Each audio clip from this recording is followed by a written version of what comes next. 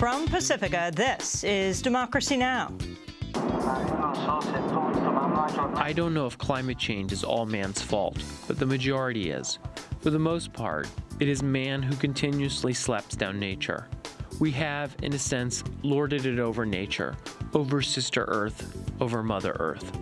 Weeks after Pope Francis announced he would urge 1.2 billion Catholics worldwide to take action on climate change, he's in the Philippines, the country hardest hit by global warming. He's meeting with survivors of several typhoons that devastated the country. We'll go to Manila for the latest and speak with Philippines Climate Change Commissioner Yeb Sanyo, who rocked the UN climate summits in Warsaw and Doha. As we speak, the death toll is rising. There is widespread devastation. Communication lines are down, power lines are down, and hundreds are missing. Hundreds are buried behind mud and debris. Then to Nigeria, where satellite images of towns attacked by Boko Haram show widespread destruction. Hundreds are feared dead. It was 9 months ago that the hashtag #BringOurGirlsHome drew the world's attention to Boko Haram's abduction of close to 300 schoolgirls, most of whom remain unaccounted for, though some have escaped and described their ordeal. When I returned home after my escape, people would tell me not to dwell on my experiences. My dreams are filled with regret for renouncing my religion instead of enduring the abuse of the insurgents. Even when I'm awake, I'm upset about the situation. We'll host a roundtable discussion on Boko Haram in Nigeria with Amnesty International's Adate Akwe, Human Rights Watch's Rona Pelegal, and Syracuse University Professor Horace Campbell. His latest article, The Menace of Boko Haram and Fundamentalism in Nigeria. All that and more coming up.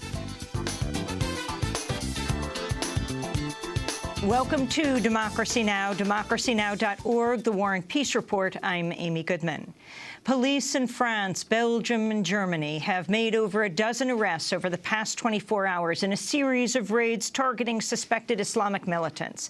In Belgium, police killed 2 men who reportedly opened fire on them during one of about a dozen raids. Police say the men recently returned from Syria. 13 other people were arrested in Belgium. In Germany, police arrested 2 Turkish men suspected of having links to an organization supporting the self-described Islamic State.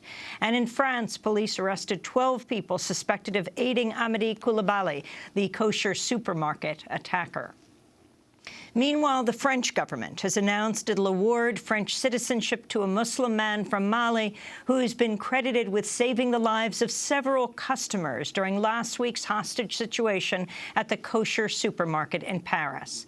Lassana Betheli hid shoppers in a cooler during the attack and then escaped to alert police to the hostage situation.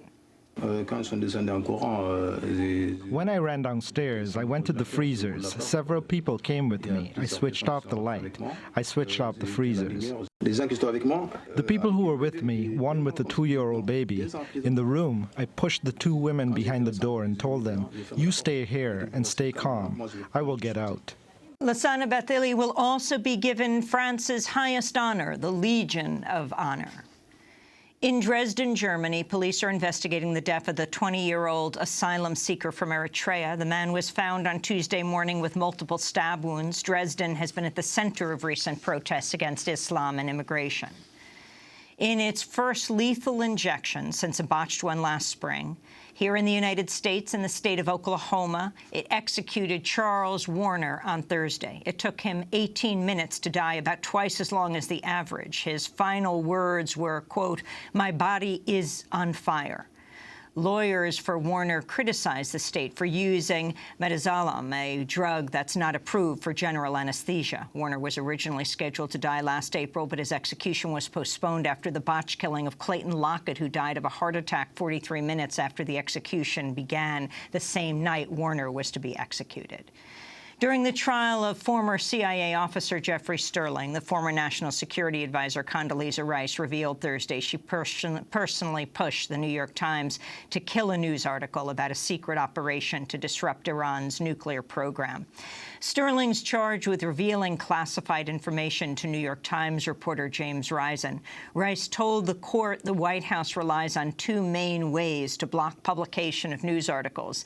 They can essentially confirm the report by arguing it's too important to national security to be published, or they can say that the reporter has it wrong. Amnesty International is reporting Saudi Arabia has postponed the scheduled flogging of jailed activist Raif Badawi.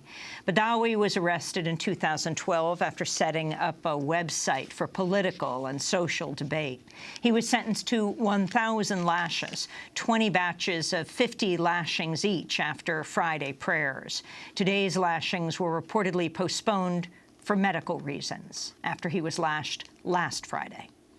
The United Nations is calling on Israel to unlock $127 million in taxes owed to the Palestinian Authority that were withheld after the Palestinians decided to join the International Criminal Court. A senior UN official, Jens Anders Toiberg-Franchen, told the UN Security Council the freeze is in violation of the Oslo agreements between Israel and the Palestinians. We call on Israel to immediately resume the transfer of tax revenue. The Israeli-Palestinian conflict is now entering uncharted territory, which lamentably seems to have dashed any immediate hope for a return to peace talks. Riyad Mansour, the Palestinian ambassador to the United Nations, said his government is undeterred by Israel's actions. The focus must be on ending this illegitimate, belligerent, colonial Israeli occupation in all its manifestations and realizing the international consensus for a peaceful solution. We will thus continue to reject all of the irrational arguments against our peaceful, nonviolent, political, diplomatic, and legal endeavors, and will continue on this path for justice and peace. In news from Iran, the jailed American journalist Jason Rezan has been indicted 5 months after his arrest. He's the Washington Post bureau chief in Tehran. He'll be tried in a revolutionary court. It's still not known what he's being charged with. The Obama administration's announced sweeping new rules that'll significantly ease sanctions on Cuba while opening up the island to expanded U.S. travel, trade, and financial activities. The new regulations will allow Americans to travel to Cuba for any of a dozen specific reasons, including family visits, education, and religion, without first obtaining a special license from the U.S. government. But general tourism will still be banned. While the overall trade embargo remains, the new rules will make it easier for U.S. companies to export mobile phone devices and software, as well as to provide Internet services in Cuba. A major new scientific study has concluded humans are on the verge of causing unprecedented damage to the oceans and the animals living in them. The ecologist Douglas Macaulay, who wrote the study, said, quote, "We may be sitting on a precipice of a major extinction event." The report said coral reefs have declined by 40% worldwide, and carbon emissions are altering the chemistry of seawater, making it more acidic. The study appears in the new issue of Science magazine. The parents of an Ohio man accused of plotting to attack the U.S. Capitol say their son was entrapped by the FBI. The government accuses Christopher Cornell of planning to set off pipe bombs and open fire on congressional officials and staffers. The former high school wrestler was arrested outside the point-blank range and gun shop after purchasing ammunition and guns. His father accused the FBI of setting Cornell up by giving him money to purchase the weapons. His parents spoke to WCPO on Thursday. He was a good kid. I mean, he would do anything in the world for you. He would not hurt nobody. He might be 20, but he was more like a 16-year-old kid. Barely ever left the house, played video games. His best friend's a cat. He may have lost his way somewhere in there, but I believe he was really vulnerable, and I believe he was coerced in a lot of ways. Massachusetts State Police arrested 29 people who stopped traffic on 2 sections of a major highway into Boston during the morning rush hour Thursday to protest the recent killings by U.S. police of unarmed black men. Protesters chained themselves to concrete barrels on the roadway. In a statement, organizer Katie Seitz said, quote, "Our nonviolent direct action is meant to expose the reality that Boston is a city where white commuters and students use the city and leave, while black and brown communities are targeted by police, exploited, and displaced." Meanwhile, dozens of protesters marched down Pennsylvania Avenue in Washington, D.C. Thursday. Eugene Puryear of D.C. Ferguson helped organize the march. Whether it's out in the streets getting petitions, whether it's out in the streets protesting, whether it's folks having teach-ins and talking more about these issues, whether it's people pushing legislation. I mean, from the streets to the legislative chambers, what we're seeing all around this country is people continuing to push forward on this issue. And I think there was no better way to honor the birthday of Dr. Martin Luther King Jr. than to get out and get into the streets. The 2015 Oscar nominations were announced Thursday. For the first time in almost 2 decades, all 20 acting nominees are white. The dramatic civil rights film Selma was nominated for just 2 awards, Best Film and Best Original Song. The director was not nominated. The Twitter hashtag #OscarsSoWhite began trending soon after the nominees were announced. A 2012 survey conducted by the Los Angeles Times found Oscar voters are 94% white, 76% male, and the average age is 63 years old. Meanwhile, Laura Poitras' film Citizen4 about Edward Snowden was nominated for Best Documentary. And those are some of the headlines, but this last one, the former U.S. ambassador to El Salvador, Robert White, has died at the age of 88. In 1981, he was fired after he refused to cover up the Salvadoran military's responsibility for the murders of 4 American women who were Maryknoll nuns and church workers. White was there when the women's bodies were dug up in El Salvador. He was quoted as saying, "This time the bastards won't get away with it." And those are some of the headlines. This is Democracy Now!, democracynow.org, The War and Peace Report. I'm Amy Goodman. And I'm Juan Gonzalez. Welcome to all of our listeners and viewers around the country and around the world. Just weeks after Pope Francis announced he would urge 1.2 billion Catholics worldwide to take action on climate change, he is visiting the Philippines and meeting with survivors of several typhoons that devastated the country. The Philippines is Asia's largest Catholic nation, with 80% of its 100 million residents following the Catholic faith. The Pope celebrated Mass today in Manila's cathedral after being greeted Thursday by hundreds of thousands of cheering supporters who braved hours of sweltering heat to glimpse his motorcade. On Saturday, he heads to Tacloban to have lunch with survivors of Typhoon Haiyan, known as Typhoon Yolanda in the Philippines. The Pope commended the resilience of those who lived through the devastating storm. This visit is meant to express my closeness to our brothers and sisters who endured and suffering, loss, and devastation caused by Typhoon Yolanda. Together with many people throughout the world, I have admired the heroic strength, faith, and resilience demonstrated by so many Filipinos in the face of the natural disaster and so many others. In 2013, the powerful typhoon left more than 7,300 dead and missing. It leveled entire villages in the central Philippines, including Leyte province, which the Pope will visit Saturday to console survivors. Last month, Pope Francis announced his upcoming encyclical on the environment, the first ever comprehensive Vatican teachings on climate change.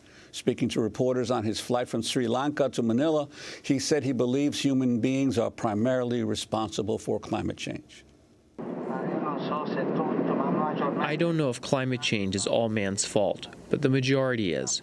For the most part, it is man who continuously slaps down nature. We have, in a sense, lorded it over nature, over Sister Earth, over Mother Earth. I think man has gone too far.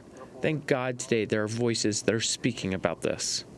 In a minute, we'll go to Manila, the capital of the Philippines, to speak with Naroreb Sanyo, also known as Yeb Sanyo, the country's climate change commissioner. Until recently, he was the country's lead climate negotiator at the UN climate conferences, where he drew links between climate change and the deadly typhoons the Philippines has faced. This is a clip of his address in 2013 at the UN Climate Change Conference in Warsaw, Poland, where he spoke about Typhoon Haiyan, which was happening at the time, one of the strongest storms ever recorded. Typhoons such as Haiyan and its impacts represent a sobering reminder to the international community that we cannot afford to delay climate action. Warsaw must deliver on enhancing ambition and should muster the political will to address climate change and build that important bridge towards Peru and Paris. It might be said that it must be poetic justice that the Typhoon Haiyan was so big that its diameter spanned the distance between Warsaw and Paris.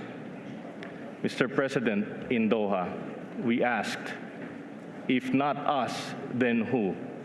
If not now, then when? If not here, then where?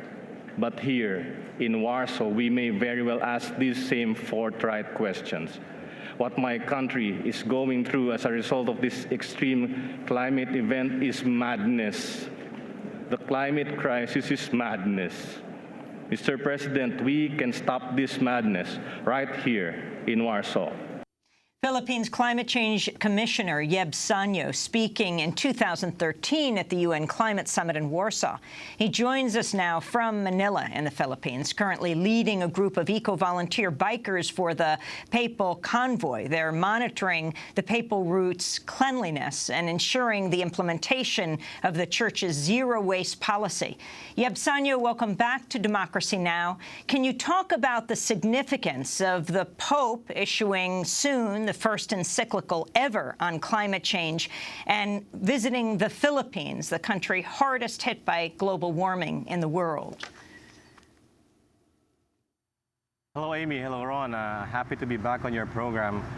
Yes, the encyclical from a pope is considered as a very important document, probably second in rank only to the Apostolic Constitution. And that means a lot in terms of settling any theological debate about this issue. The Vatican Pontifical Academy of Sciences has affirmed the reality of climate change and has declared that it is a big, serious threat to humanity and to the entire world, especially for the poorest people on earth. So our eager anticipation for Pope Francis' encyclical on climate change cannot be contained. We anticipate that with much gladness, because it shows us that there is hope in confronting climate change. We've been negotiating this issue at the political level for more than 20 years, and we look to Pope Francis to untangle this stalemate, because this issue is beyond merely a political issue. It is a moral, a profound moral issue that affects the whole world. And if the Pope, who has been very outspoken in the past few years regarding climate change and the environment, then this can be the game changer for the international process. This gives us a lot of hope, indeed. And Yeb Sanyo, the announcement of the Pope that he would have this encyclical out before the meeting of world leaders in Paris on the environment later this year?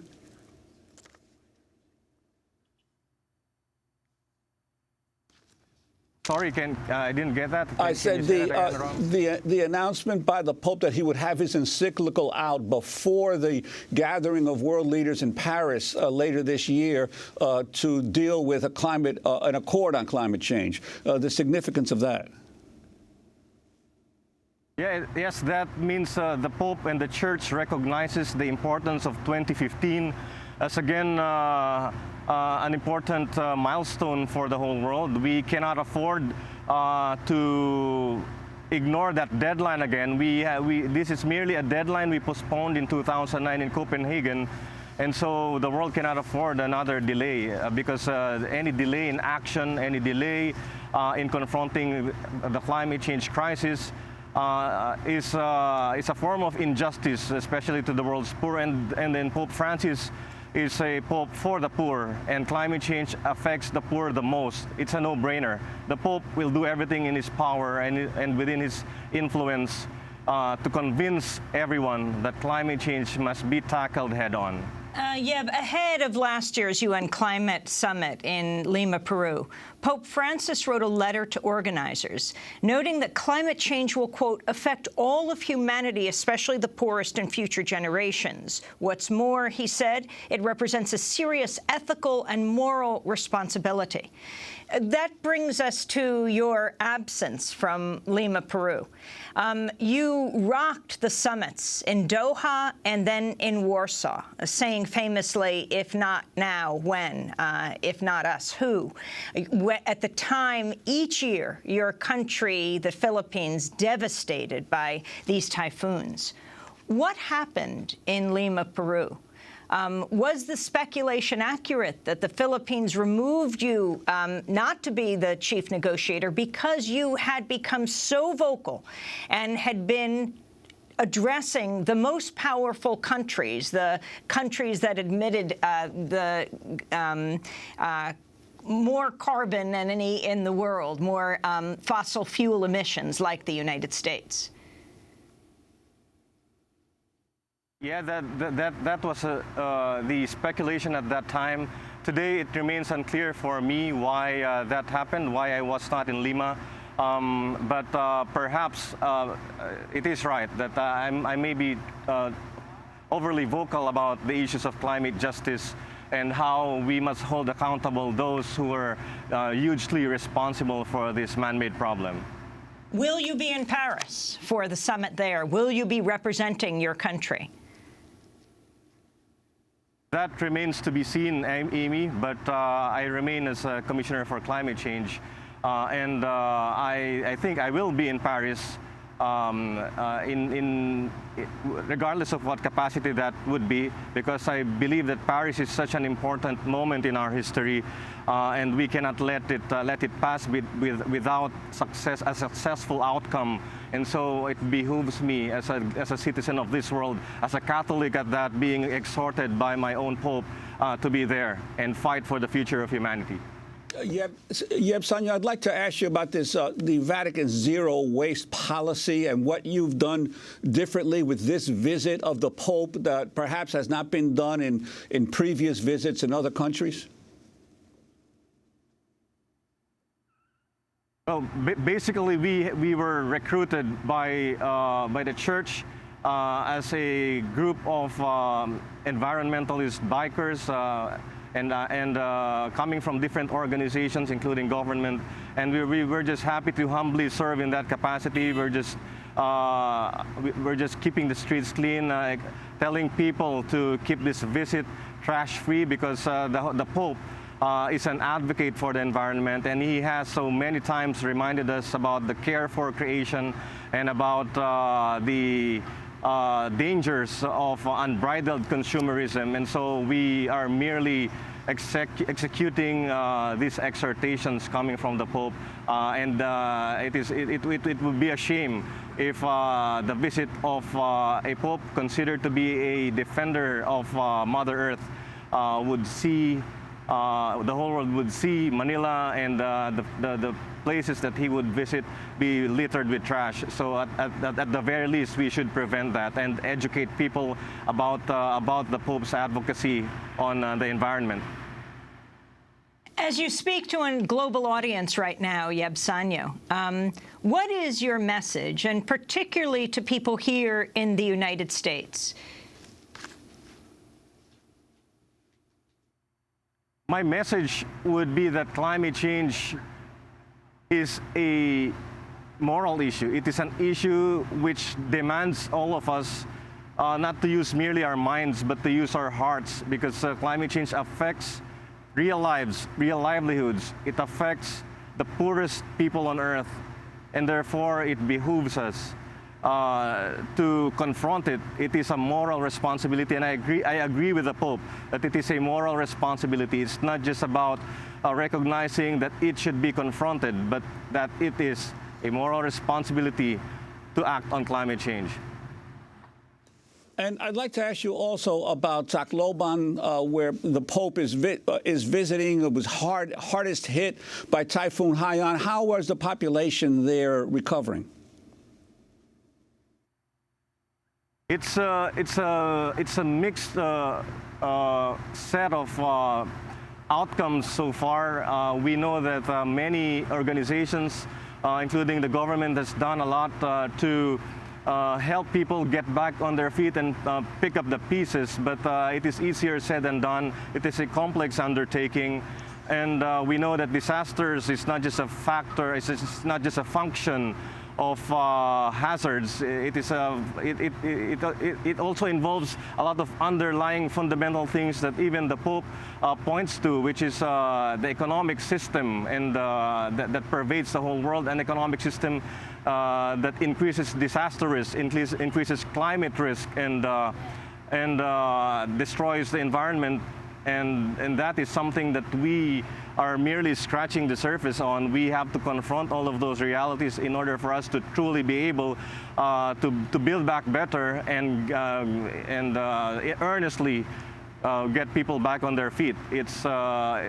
We see a lot of good stories there in Tacloban, in Leyte, and in other affected areas by the super typhoon almost a couple of years ago. But a lot of things still need to be done in order to really build communities that are truly resilient and that can stand on their feet for many years to come. It is about confronting poverty and confronting unemployment and many other baseline development issues. So we see a lot of encouraging signs, but we cannot stop the work that we have started to do. Yebsanyo, the Pope will celebrate a public mass in Manila that government officials say could draw, this is on the weekend, more than 5 million people.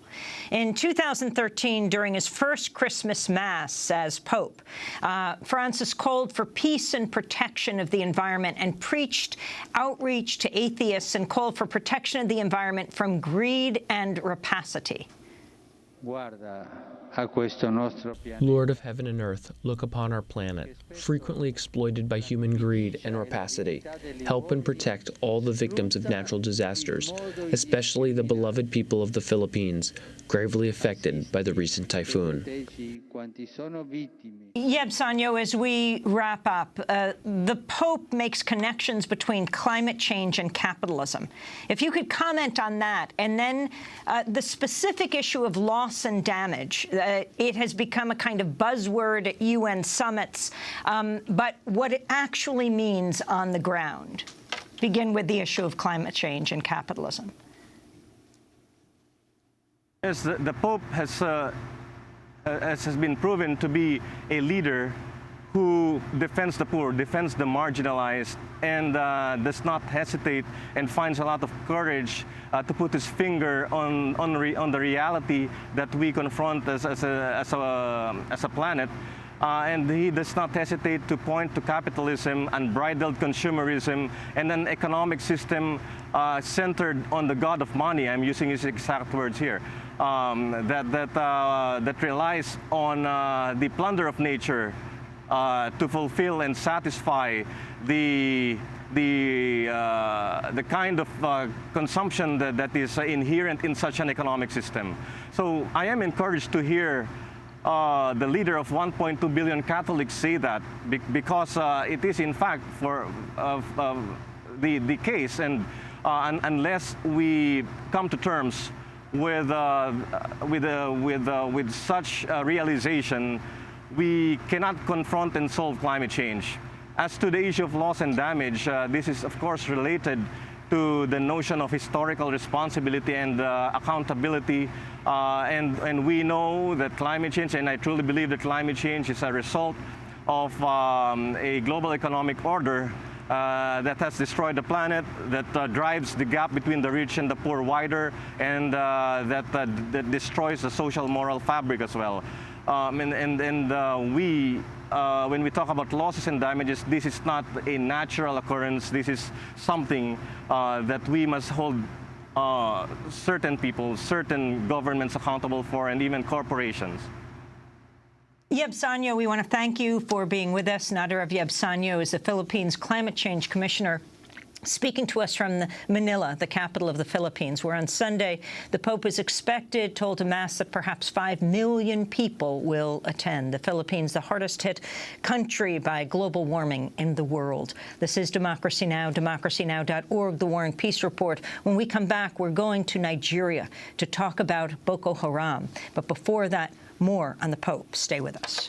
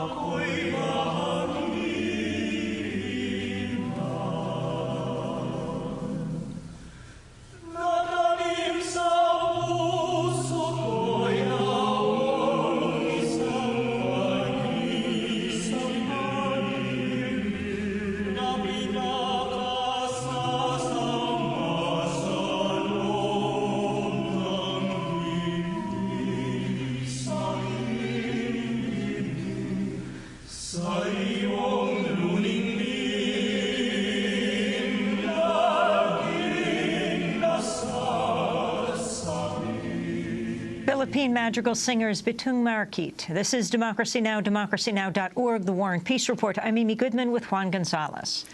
We continue our coverage of Pope Francis's visit to the Philippines. He's set to make history by issuing the first ever comprehensive Vatican teachings on climate change. Given the sheer number of people who identify as Catholics worldwide, the Pope's call to tackle climate change could reach far more people than even the largest environmental groups. Globally, there are 1.2 billion Catholics, of which around 100 million live in the Philippines. The Pope also plans to address the United Nations General Assembly and convene a summit of the world's main religions in hopes of bolstering this year's crucial UN climate meeting in Paris. For more, we're joined by Nathan Schneider. He's a columnist at America Magazine, National Catholic Weekly magazine, published by the Jesuits, where he's been covering Catholic engagement with climate change. His recent blog post called "A Global Catholic Climate Movement None Too Soon." Nathan Schneider is also an editor at Waging Nonviolence and the author of Thank You, Anarchy, Notes from the Occupy Apocalypse. We welcome you to Democracy Now!, Nathan. Talk about the significance of what the Pope is doing around climate change in this year leading up to the Paris binding summit. Well, it's so important that he's going to the Philippines at this moment as he's wrapping up the writing of this important encyclical on the environment, because the Philippines is a reminder that climate change affects the poor first and the most, and that's something that he recognizes and that's so important. This is not a boutique issue. This is not a luxury. This is something that is affecting the most vulnerable people on this planet first, and I think that's what the Pope is really trying to emphasize, and what the people of the Philippines are so eager to show the world. Nathan, you've written in the lead-up to this this encyclical that he's announcing of the concept of the commons in the church teaching from the medieval times in the Christian church. Could you expound on that? Yeah, absolutely. You know, this is a different way of thinking about economics that's a part of Catholic tradition. You know, Pope Francis talking about the environment, about creation, is not an innovation. It's a response to a contemporary crisis, but it goes way back. It goes back to the scriptures, to Genesis, to God's enjoyment of stewardship over the earth.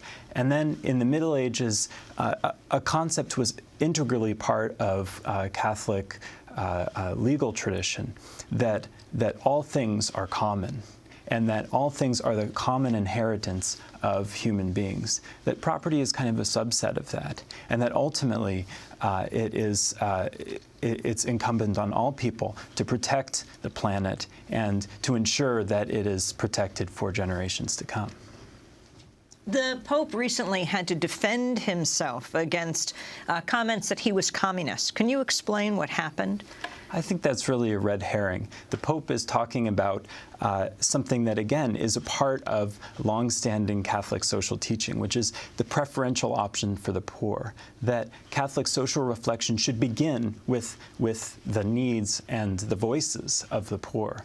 If that's communist, I don't know. There are so many ways in which Pope Francis certainly wouldn't affirm things that traditional, communist Marxist doctrine would affirm about atheism, maybe something about state control.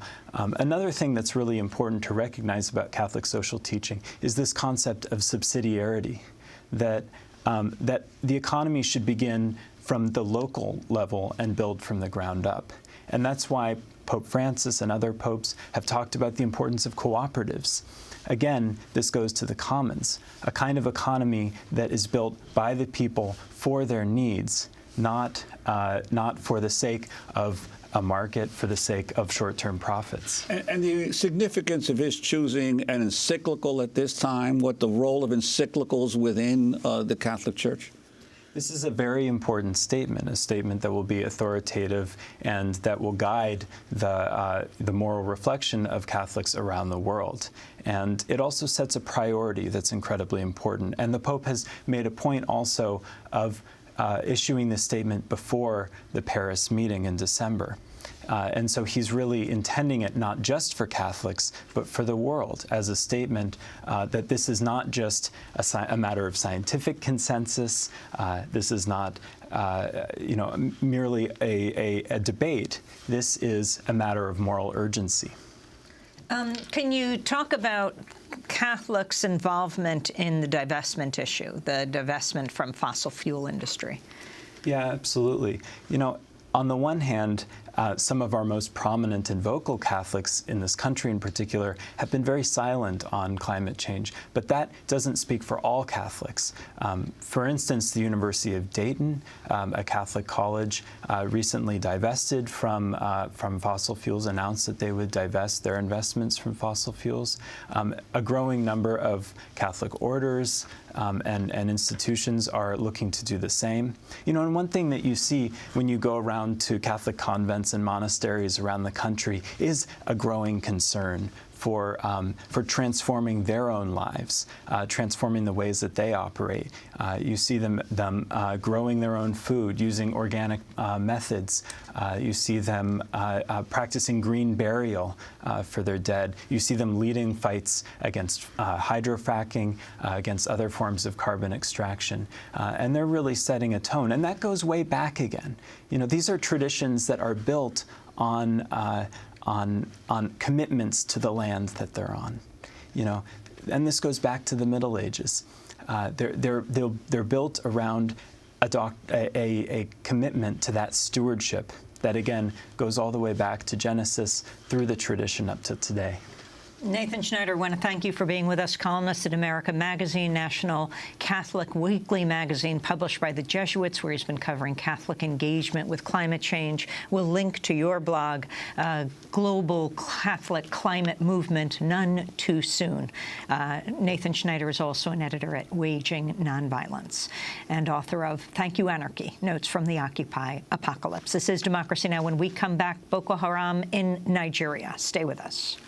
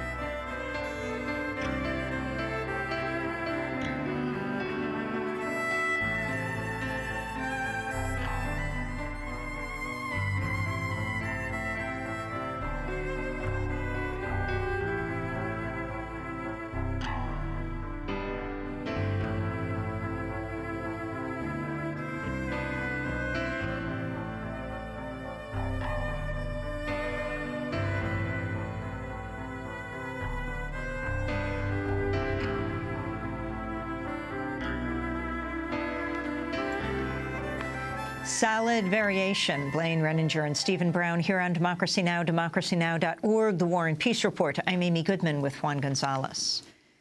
We turn now to Nigeria, where satellite images and witness accounts have emerged of what Amnesty International calls the catastrophic destruction from a massacre in northern Nigeria. Hundreds are feared dead after Boko Haram militants attacked Baga and surrounding areas early this month.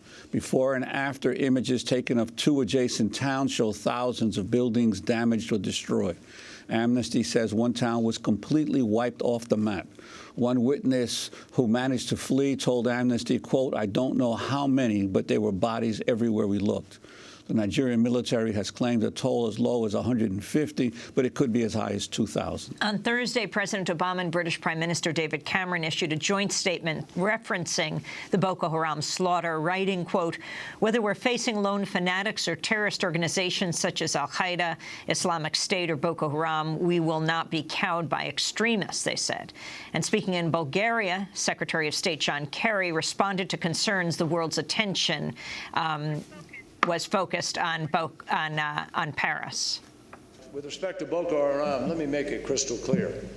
I don't know where the silence is. I have spoken out about Boko Haram any number of times, and what they have done with respect to the slaughter recently is a crime against humanity, nothing less. It's an enormously horrendous slaughter of innocent people. And Boko Haram continues to present a serious threat, not just to Nigeria and the region, but to all of our values and to all of our sense of responsibility regarding terrorism. The events of Paris just underscore it. There are different scales, obviously, but Boko Haram is, without question, one of the most evil and threatening terrorist entities on the planet today. Boko Haram is also suspected in a pair of suicide attacks over the weekend, where explosives were strapped to young girls. It was 9 months ago that the hashtag Bring Our Girls Home drew the world's attention to the group's abduction of some 270 schoolgirls, most of whom remain unaccounted for. Human Rights Watch spoke to one woman kidnapped by the group who later escaped. I was forced to go with them on operations. I usually carried their bullets. They would make me lie down on the ground during operations, but I just held the bullets. When they wanted me to kill the first man, my body was shaking and I fell down on the ground. They forced me to get up and watch as they killed the second person. At that point, I was thinking I should grab a gun from the insurgents and kill myself, since they had taught us how to shoot. For more, we're joined by three guests. Adete Akwe is with us, Managing Director of Government Relations for Amnesty International USA. He's in Washington, D.C. Rona Pelagal is with us, Deputy Director of Africa Division for Human Rights Watch. He edited their report, Those Terrible Weeks in Their Camp, Boko Haram Violence Against Women and Girls in Northeast Nigeria. And joining us by the Democracy Now! Video stream, Horace Campbell is with us from Syracuse, Professor of African American Studies and Political Science at Syracuse University. He's written extensively on African politics, including the article, The Menace of Boko Haram and Fundamentalism in Nigeria. He's working on a book about U.S. militarism and African independence. We welcome you all to Democracy Now! Let's begin in Washington, D.C. with Adete Akwe. Talk about these maps that you've looked at, these before and after maps, and what you think at this point has happened and how many casualties you believe there are in northern Nigeria as a result of Boko Haram attacks. Thank you. Amnesty was able to commission satellite imagery that showed Baga and Doron Baga before and after the attacks.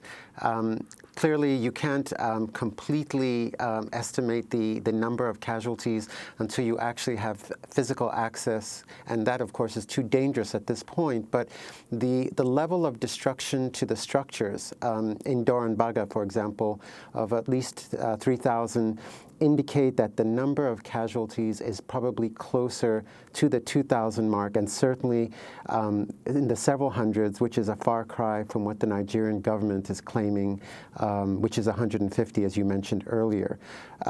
So what it indicates, I think, is a major escalation in both the threat of Boko Haram, the danger that the people in the northern parts of Nigeria are facing, and it also, I think, brings into very, very stark relief the strategy and the response of the Nigerian government, which is not working.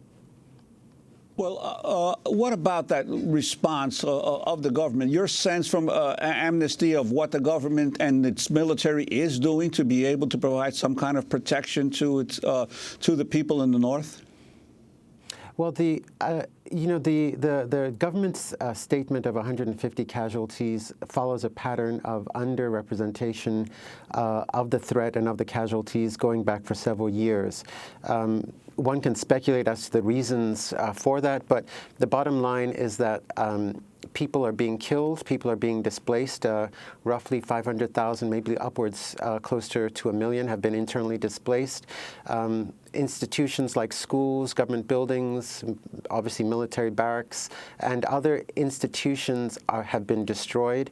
And the northern part of the country seems to have been almost let go almost as collateral damage, just based on the lack of response, or certainly what appears to be a lack of urgency amongst the political leadership in the rest of the country. And can you link, Rona Pelegal of Human Rights Watch, what we're seeing now, this latest attack, and the possibility that girls as young as 10 were strapped with explosives to kill others and detonated from a remote site, to what we've seen in the last years, the girls being abducted? I think they're separate issues, but they're related insofar as they speak to a cycle of violence that goes between the Nigerian security forces and Boko Haram. With respect to the Bring Back Our Girls campaign, for example, as your clip showed, Human Rights Watch interviewed more than 30 girls who had escaped captivity, girls and women who had been abducted and had managed to escape.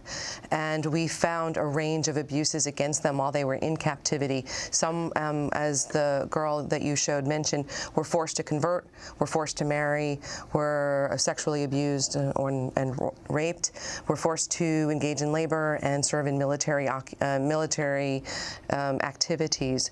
So we know that these girls have been taken in brutal circumstances, they've endured brutal circumstances, and when they get home, there's very little help for them. The Bring Back Our Girls campaign fortunately shone a spotlight on the girls, but they remain, we believe, married and dispersed somewhere in the Sambisa forest, and we have not yet seen them return. I'd like to ask Professor Horace Campbell of Syracuse University about the role of American policy in the region. A few years ago, we saw to much fanfare, President Obama's support of the overthrow of Gaddafi and the sending of military support to the Libyan rebels. What's been the impact across northern Africa of the overthrow of Gaddafi in terms of the rise and the resurgence of fundamentalist groups? Thank you, Juan. The statement by the Secretary of State that we're dealing with crimes against humanity behoves everyone in the world to be involved in suppressing and fighting against crimes against humanity. And what we're describing in northern Nigeria and the scale of what has taken place in Baga clearly could not be the work of some groups of militias. So we're dealing with many different entities here. And in the specific case of Nigeria, we're dealing with the political struggles for control of the state. So that in the case of Nigeria, we have Boko Haram, or the elements that are called Boko Haram, that are financed from inside the top levels of the state apparatus, and the intensification of the killings and destabilization of Nigeria at the moment is directly related to the upcoming and forthcoming elections on February the 14th. The well-known and the Nobel Peace Prize winner, Nobel Prize winner for literature, Wole Soyinka, presented to the world the fact that there were elements of the Central Bank of Nigeria who were financing Boko Haram, and that he had the name of the elements from the Central Bank of Nigeria who were financing Boko Haram. He asked Jonathan to give the names to the world because he got the names from a foreign embassy. Now, was that foreign embassy the United States government? What is the role of the United States government in the knowledge that they have about Boko Haram? That's the first point I wanted to make. The second point is with John Kerry. What do they know about the role of Chad in Baga and the relationship between Chad and those who are providing missiles and resources to Boko Haram and the destabilization of Nigeria? The last point I want to make is that when there was a vote at the United Nations about Palestine a month ago, John Kerry called the Nigerian government to change its vote about Palestine. Half an hour before the vote was made, he called Goodluck Jonathan. Clearly, they have information about the compromised leaders in the Nigerian state who are financing Boko Haram. Why do they not bring that information to the African Union, to the United Nations, so that there's an exposure of all of the forces in Chad, in France, in the Cameroon, and in the Nigerian leadership who are financing Boko Haram? That's a very interesting point you raise, the pressure that was put in Nigeria on the UN Security Council to vote against Palestine on the issue. Can you talk more about the U.S.-Nigeria relationship, Nigeria, the most populous African country, and how Boko Haram has gained strength there? Nigeria is by far the most dynamic force in Africa, and what everyone fears at the moment is the mobilization of the Nigerian people as the people mobilized in Egypt or the people mobilized in Burkina Faso to remove corrupt elements. So there's a merger of forces of exploitation in Nigeria. Militias are being used against the people. The humiliation, violation, and exploitation of women is reached the most obscene levels, and the accumulation by the Nigerian political class. 40% of the oil wealth from Nigeria is siphoned off by that political class. The Boko Haram struggle is a struggle about who will control the billions of dollars, 10,000 barrels of oil per day that is siphoned out of Nigeria. The United States government have the information about bunkering, about export of capital, about financing Boko Haram. The United States government used that information selectively in order to get what they want from the Nigerian government. Now, 40 years ago, the president of Nigeria, Murtala Mohammed, was called by Henry Kissinger when the Nigerians supported the Angolans and the Cubans in Southern Africa. And the Nigerians were very important at that point to tell Henry Kissinger, go to hell. Murtala Mohammed, the president of Nigeria, was killed after that because Nigeria was not going along with what the United States want. We need a movement here to expose the collusion between the United States, the oil companies, and the political class who use elements such as Nigeria and Boko Haram to destabilize the Nigerian society. And in terms of the spread of Boko Haram, is it your sense that they are gaining support in the population in the north, and there's potential for a possible split of the country between the mostly Muslim north and the Christian south? No, no. Nigerians are too sophisticated for that. What they fear is an uprising of Nigerian working people, men and women, young people, all over the country from north, south, east, and west. And so there's an alliance between all of the oppressors in the region, including the United States. What we must ask ourselves is, how is it that the former governor of Borno State becomes part of the delegation of the government of Chad when we had this notion that Chad was going to be a mediator?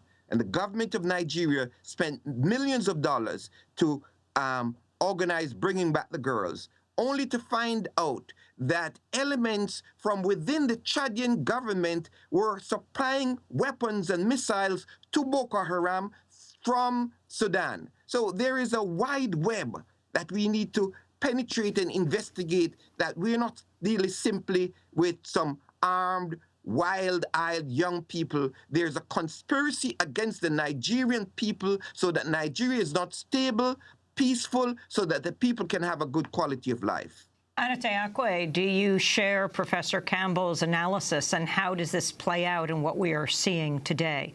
The attack on women and girls, the attack on whole communities. Well, I think Professor Campbell's analysis goes a little bit beyond Amnesty's mandate, but I think there are a couple of elements there that I would have to say are very on point.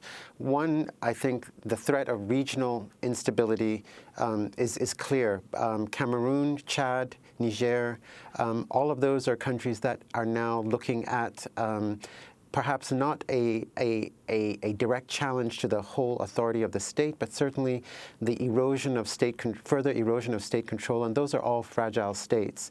I think another point of Dr. Campbell's analysis about the flow of weapons is extremely accurate.